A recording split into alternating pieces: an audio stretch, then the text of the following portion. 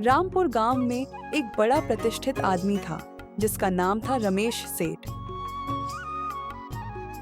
गांव में उनकी बड़ी इज्जत थी। लोग उन्हें आदर से सेठ जी कहकर बुलाते थे। उनकी एक बड़ी हवेली थी और खेत खलिहान भी बहुत थे। इसी गांव में एक अनाथ लड़का था जिसका नाम राजू था। राजू के माता पिता का बचपन में ही देहांत हो गया था।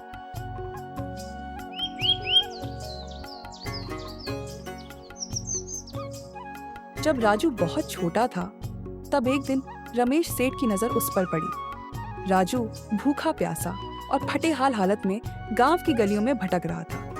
दयालु स्वभाव के रमेश सेठ ने उसे अपने घर ले आए और उसे अपने बेटे जैसा पाला। उन्होंने न केवल राजू को खाना पीना और कपड़े दिए बल्कि उसे अच्छे संस्कार भी सिखाए। धीरे धीरे राजू बड़ा हुआ और रमेश सेठ के घर का एक वफादार नौकर बन गया। हालांकि नौकर के रूप में उसका परिचय दिया जाता था, मगर रमेश सेठ उसे अपने बेटे के समान मानते थे। रमेश सेठ का एक सगा बेटा भी था जिसका नाम मोहित था। मोहित बचपन से ही लापरवाह और आलसी था। उसे अपने पिता की मेहनत की कमाई का कोई मोल नहीं पता था। वह पैसे उड़ाने और गलत संगत में रहने का आदी था।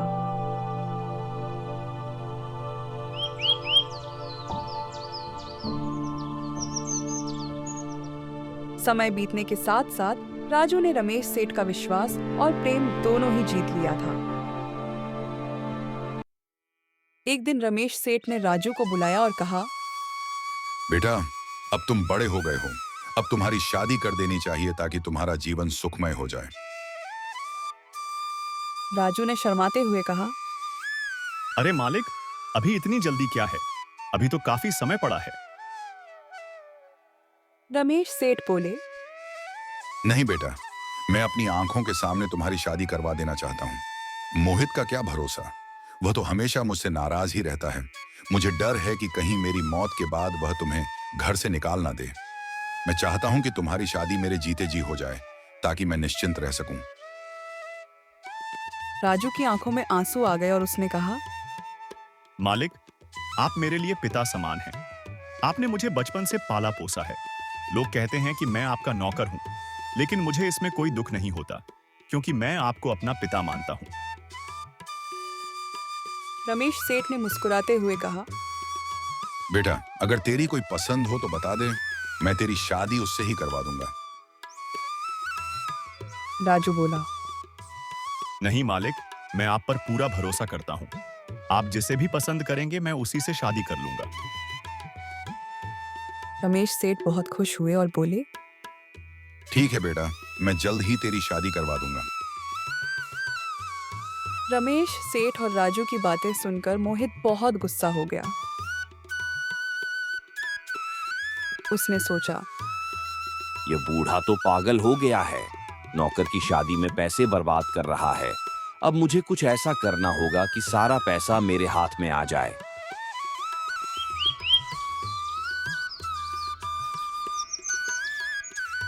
कुछ दिनों बाद रमेश सेठ ने एक सुंदर और संस्कारी लड़की गौरी को देखा और राजू की शादी उससे करवा दी। गौरी बहुत समझदार और अच्छे स्वभाव की थी। राजू और गौरी अपनी छोटी सी दुनिया में बहुत खुश थे, लेकिन मोहित को यह खुशी बिल्कुल बर्दाश्त नहीं थी। अब मोहित ने एक खतरनाक योजना बनाई। उसने अपने एक नौकर को मिलाकर रमेश सेठ की अलमारी से 20,000 चुरा लिए और वो पैसे चुपके से राजू के घर में छिपा दिए।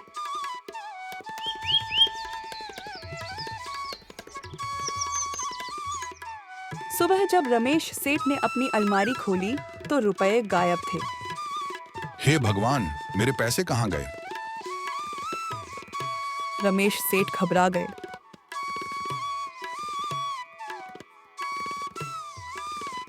मोहित तुरंत वहां पहुंचा और बोला, पिताजी, मैं जानता हूं कि यह चोरी किसने की है। ये जरूर राजू की करतूत होगी। मैंने पहले ही कहा था कि उसकी शादी मत कराओ। अब देखो, उसने घर में चोरी कर ली। रमेश सेठ को विश्वास नहीं हुआ। उन्होंने कहा, मुझे यकीन है कि राजू ऐसा नहीं कर सकता। वह बचपन से ही ईमानदार है। लेकिन मोहित ने चालाकी से कहा, अगर आपको मुझ पर विश्वास नहीं है तो चलिए उसके घर की तलाशी लेते हैं। राजू को अपनी बेगुनाही पर पूरा भरोसा था, इसलिए वह बिना हिचकिचाहट के बोला, ठीक है मोहित जी, आप मेरे घर की तलाशी ले लीजिए। जब तलाशी ली गई तो राजू के घर से वही पैसों की पोटली बरामद हुई। मोहित चिल्लाया, देखा पिताजी, मैंने पहले ही कहा था कि यही चोर है। राजू की आंखों में आंसू थे। वह रमेश सेठ के पैरों में गिर पड़ा और बोला, मालिक, मैं निर्दोष हूं। मैंने आपके पैसे नहीं चुराए। मुझे नहीं पता कि यह पोटली मेरे घर में कैसे आई। रमेश सेठ दुखी मन से बोले, बेटा, मुझे यकीन है कि तुम ऐसा नहीं कर सकते, लेकिन सबूत तुम्हारे खिलाफ है। फिलहाल मैं कुछ नहीं कर सकता। राजू और गौरी निराश होकर अपने घर चले गए।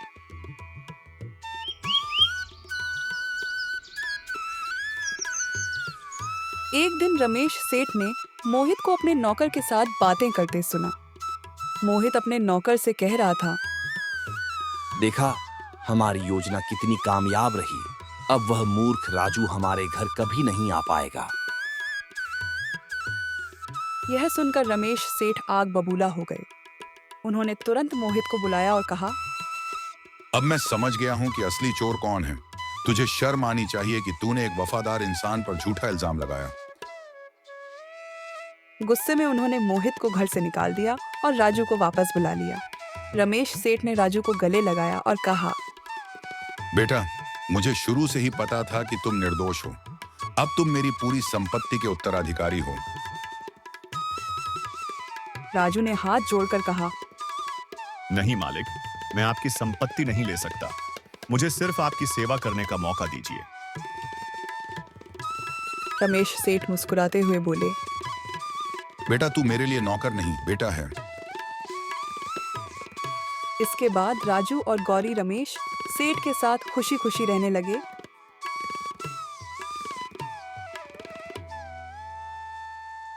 इस कहानी से हमें सीखने को मिलता है कि ईमानदारी और वफादारी का फल हमेशा मीठा होता है, भले ही रास्ते में कितनी भी मुश्किलें आएं। अगर आपको हमारा वीडियो पसंद आया तो वीडियो को एक लाइक कर दो और शेयर कर दो। कमेंट सेक्शन में एक प्यारा सा कमेंट करके चैनल को सब्सक्राइब कर दो और बेल आइकन को ऑल कर दो ताकि हमारे नए वीडियो की जानकारी तुरंत आपके पास जाए। धन्यवाद।